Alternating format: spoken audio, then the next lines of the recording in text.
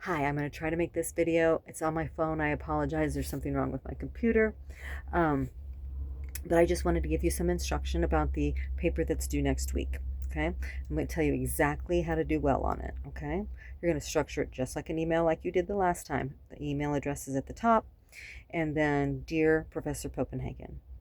And you are going to start with either a quote or a cool quote that you've heard, or you could do a question, ask a question.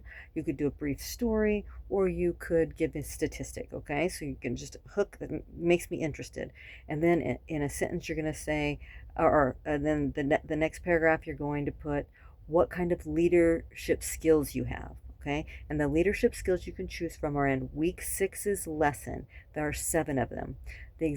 Some of the examples are team building, creativity, decisiveness. Okay, so you pick one of those 7, and then you're going to give an example. You're going to write in there, tell me an example of when you used that.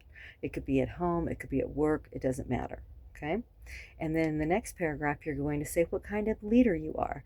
And the 3 that you choose from are the ones from the discussion this week, but also from week six's lesson. And those are autocratic, participatory, and free reign.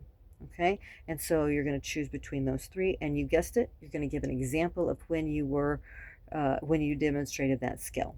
Okay, and then you'll have a conclusion, and then you're gonna sign it sincerely, or regards, or whatever. Okay, and I believe the assignment is to pretend that you're applying for a job, so that conclusion could be why I should give you the job. I think that's what it is.